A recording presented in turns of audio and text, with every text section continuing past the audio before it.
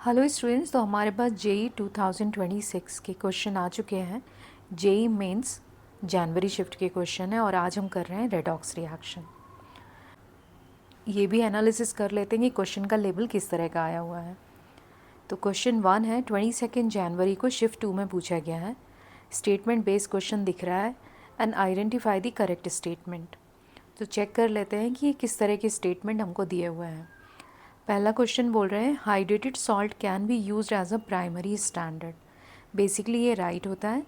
जितने भी hydrated salt होते हैं they do not lose water easily, तो स्टेबल होते हैं। तो ये हमारा पहला आंसर राइट हो गया है।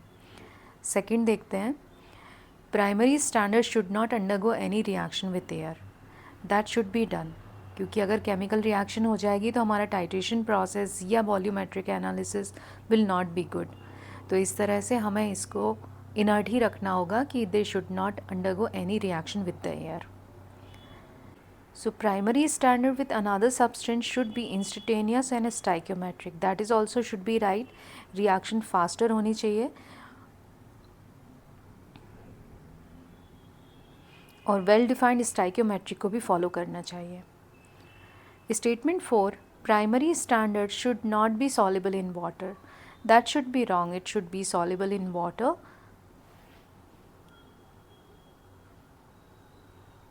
to form a aqueous solution for the analysis. E देखते हैं, primary standard should have low relative molar mass. No, it should be the higher molar mass to minimize the relative weight error. So basically हमारे answer कौन कौन से ठीक हो गए हैं, A, B और C. So your answer should be 3, A, B and C. Question तो इजी ही था, लेकिन इसके लिए हमें इन्फॉर्मेशन पता होनी चाहिए। तो एक्चुअली क्वेश्चन अच्छा है, अपने नोट्स में बना लो अप्रैल शिफ्ट के लिए कि हाइड्रेटेड सॉल्ट होना चाहिए, कोई भी केमिकल रिएक्शन नहीं करनी चाहिए and that should be the instantaneous, and इसको स्टाइक्योमेट्री को पूरा फॉलो करना होगा। Let's move to the question number 2। So we have question number 2, 23 जनवरी को शिफ्ट 2 में पूछा गया है। 200 cc of potassium dichromate of x into 10 to power minus 3, missing in the question, molarity, is required to oxidize 750 cc and 0.6 m molar salt solution in acetic acid, the value of x. Okay, तो question लिखते समय ये x miss हो गया था, तो अभी मैंने लिख दिया है। Let's find out. बेसिकली वो मोलारिटी की ही बात कर रहे हैं। तो इस तरह के क्वेश्चन में हम इक्विवेलेंट कॉन्सेप्ट लगाना आसान होता है। So we are applying the equivalent concept, equivalent of K2Cr2O7 potassium dichromate would be is equal to equivalent of Mohr salt. Mohr salt होता है FeSO4 ferrous sulfate, ammonium sulfate dot 6 amount of H2O. Double salt है. This is the oxidizing agent. तो ये oxidise करता है ferrous को ferric में, +2 को +3 में, और खुद रिड्यूस होता है ऑक्सीडेशन नंबर +6 से +3 की तरफ। This one is reductive agent. Since question बहुत सिंपल है, मोलारिटी एंड वॉल्यूम दे रखी है, तो हम इक्विवेलेंट का फॉर्मूला जानते हैं। That is the molarity into volume into n factor would be is equal to molarity volume into n factor of Mohr salt. Molarity हमें निकालनी है x into 10 to power -3, volume is given 200, cc means ml में है, and n factor, chromium का n factor यहाँ हो जाता है 3, लेकिन 2 chromium is participating, so multiplied by 2, 6 electron, so n factor is become 6। यहाँ पर मोलारिटी दी हुई है 0.6, 750 cc, तो cc कैंसिल है, तो यूनिट चेंज करने का भी प्रॉब्लम ख़त्म। n फैक्टर इज़ 1, क्योंकि फेरस कन्वर्ट हो रहा है फेरिक में। अमोनियम एंड सल्फ़र ये अपने नंबर चेंज नहीं करते हैं, तो इसको सॉल्व करने पे हमें मिल जा रहा है 6 से ये 0.1 हो गया, ये गया, तो हमारे पास x की वैल्यू आ रही है, that is 75 means 7.5 divide by the 20 into 10 to power -3.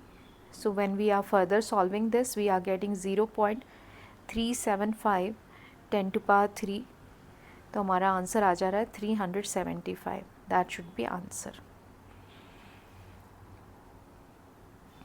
Integer type question था, इजी भी था, कर लेना चाहिए इस तरह के क्वेश्चन को।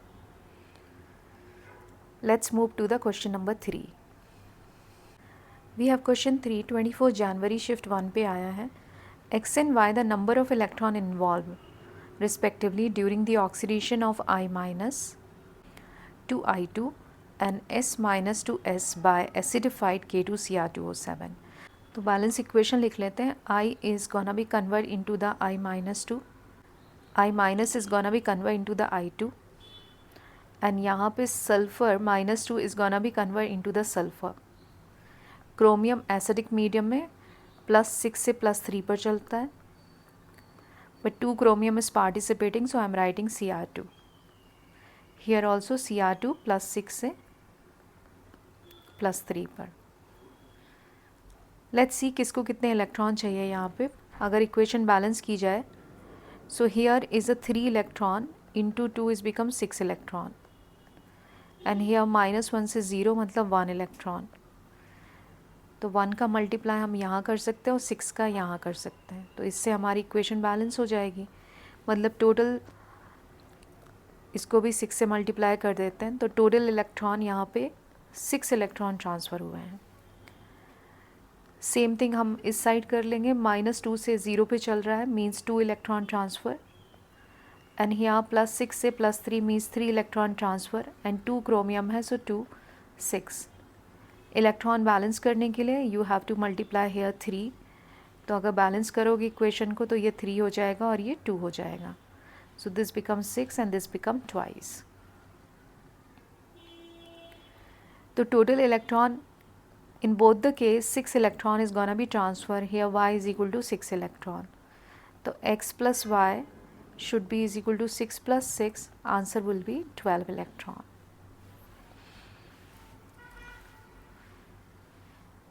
अगेन क्वेश्चन सिंपल ही था, सिर्फ बैलेंसिंग ही करना था, टोटल इलेक्ट्रॉन काउंट करने थे। क्वेश्चन नंबर 4, 24 जनवरी शिफ्ट 2 को पूछा गया है। 1 mole of chlorine pass through the 2 litre 2m KOH solution. After the reaction concentration of Cl minus, ClO minus and OH minus respectively. सारे ऑप्शन मोलैरिटी में दिए हैं, तो हमें इनको मोलैरिटी में कन्वर्ट करना होगा एंड में। So first we will write the balance equation. Chlorine is reacting with the KOH. It is gonna be converted into the Cl minus मतलब KCl, ClO minus मतलब KOCl and OH minus is coming as a water। और हो सकता है कि KOH से भी आया हो। तो बेसिकली वो पूछ रहे हैं कि इसका कॉन्सेंट्रेशन मतलब ये रहा Cl माइनस, इसका कॉन्सेंट्रेशन ये रहा ClO माइनस, इसका कॉन्सेंट्रेशन, और OH होगा KOH से, इसका concentration is how much, that is the question. So 1 mole of chlorine is pass through the 2 litre 2m। तो हम जानते हैं मोलैरिटी इज़ इक्वल टू होता है मोल्स बाय वॉल्यूम, तो moles equal to molarity into volume. Molarity 2 है, volume 2 है, तो 4 मोल्स आ गए हैं KOH के। तो गिवन क्वांटिटी में that is 4 mole of KOH is given and 1 mole of chlorine is given, and that should be 0 0 and 0। But वो 1 litre chlorine ही पास की गई है, मतलब क्लोरीन एक लिमिटिंग रिएजेंट हो रहा है और ये एक्सिस में चल रहा है। रीज़न क्योंकि जब हम इसको बैलेंस कर रहे हैं तो हमारे पास बैलेंसिंग में बस ये 2 नंबर लग जाएगा और रिएक्शन बैलेंस हो गई है।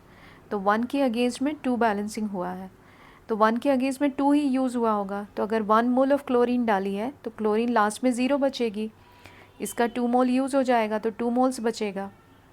और limiting reagent will decide the quantity of product, तो लिमिटिंग रिएजेंट 1 मोल है तो KCl का भी 1 मोल फॉर्म होगा, OCl का भी 1 मोल फॉर्म होगा। बट वो तो कॉन्सेंट्रेशन पूछ रहे हैं, तो हम कितने 2 लीटर से डिवाइड कर देते हैं जो सॉल्यूशन में दिया है। सो that should B divide by 2, तो ये हो गया 1 मोल्स पर लीटर। इसको भी 2 से डिवाइड करते हैं तो इसका आंसर आ जाएगा 0.5 मोलैरिटी, और इसको भी 2 से डिवाइड कर देंगे तो आंसर आ जाएगा 0.5 मोलैरिटी। तो आंसर हमारा हो जाएगा फर्स्ट वन। इजी क्वेश्चन है, किया जा सकता है, बस थोड़ा सा बैलेंसिंग का ही ध्यान देना होगा। तो इस क्वेश्चन को सॉल्व करने के लिए पहले हमें बैलेंस इक्वेशन लिखनी होगी ये क्वेश्चन थोड़ा कॉम्प्लिकेटेड नज़र आ रहा है क्योंकि यहाँ पे पहले इन दोनों की वैल्यू देकर इसको लिमिटिंग रिएजेंट का क्वेश्चन बनाया गया है और उसके बाद फिर आइडोमेट्री करके वॉल्यूम पूछा गया है। तो क्वेश्चन स्लाइटली हायर लेवल पर है, अगर टाइम हो तो ही करना चाहिए था, नहीं तो इस क्वेश्चन को स्किप कर सकते थे। चलो फिर भी सॉल्व करके देखते हैं कि आंसर क्या हो सकता है। तो पहले KI is we are treating with the KMnO4, इससे आयोडीन लिबरेटेड हो गई। So I write the ionic equation that I minus is gonna be convert into the MnO4 minus releasing iodine in basic medium.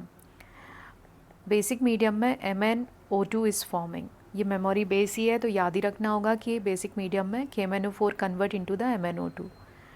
तो अब equation को balance करेंगे तो +7 से ये +4 पे चल रहा है, मतलब 3 इलेक्ट्रॉन ट्रांसफ़र, ये -1 से 0 चल रहा है, मींस 1 इलेक्ट्रॉन ट्रांसफ़र। तो बेसिक मीडियम में अगर बैलेंस करोगे तो इसको 3 आ गया, ये 1 आ गया, तो ये 3/2 हो जाएगा, ये 1 हो जाएगा। ऑक्सीजन को बैलेंस करने के लिए तुम OH यूज़ कर सकते हो, सो that should B, oxygen balance करने के लिए यहाँ पे ट्वाइस ऑफ H2O डाल देते हैं, तो अदर साइड हमारे पास हो जाएगा 4 ऑफ OH माइनस। तो अभी ऑक्सीजन भी बैलेंस हो गई, देखो 4 5 6 एंड दिस साइड हाइड्रोजन भी बैलेंस हो गया।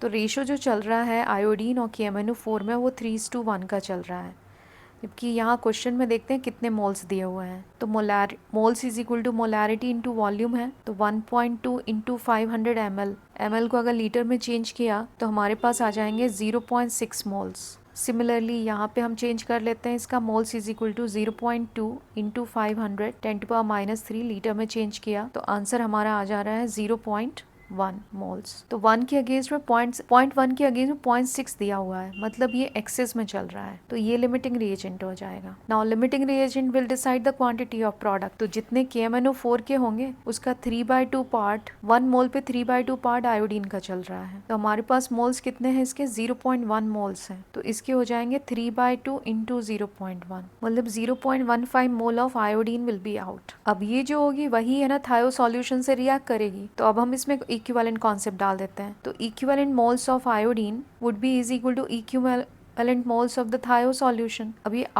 आइडोमेट्रिक इक्वेशन है, आइडोमेट्रिक इक्वेशन में होता है थायो मतलब S2O3-2, it's converting into I minus and S4O6-2। तो बैलेंसिंग पे बस इतना ट्वाइस आ जाता है ये, और ये भी ट्वाइस हो जाएगा। तो एन फैक्टर अगर चेक करेंगे तो 1 इंटू 2 इलेक्ट्रॉन, यहाँ पर भी सल्फर का नंबर आ रहा है दैट इज 2 एंड यहाँ पे आ रहा है 2.5। तो सल्फर का ऑक्सीडेशन नंबर भी चेक कर लेते हैं, x-2 2x -6 equal to -2, so 2x equal to 4, मतलब x इक्वल टू 2, और इस पे 2.5 चल रहा है, मतलब 1 इलेक्ट्रॉन हो जाएगा 0.5 इंटू 2, बिकॉज सल्फर 2 है तो 1 इलेक्ट्रॉन, इसका एन फैक्टर 1 हो गया। और हमें इसके वॉल्यूम निकालने हैं, इसकी मोलैरिटी क्वेश्चन में पहले से दी हुई है 0.1 मोल पर, तो 0.1 मोल वॉल्यूम एन फैक्टर 1 है, इसके मोल्स हमारे पास आ चुके हैं दैट इज 0.15 और एन फैक्टर है 2, तो वॉल्यूम आ गया हमारे पास that is 0.15 into 2 divide by 0.1, so that should be 3, we got it the 3 litre and that is the answer. तो क्वेश्चन थोड़ा सा डिफिकल्टी लेवल पर ही था, टाइम कंज्यूमिंग भी था, तो अगर टाइम हो तो ही करना चाहिए इस तरह के क्वेश्चन, otherwise we have to move to the easier calculation question.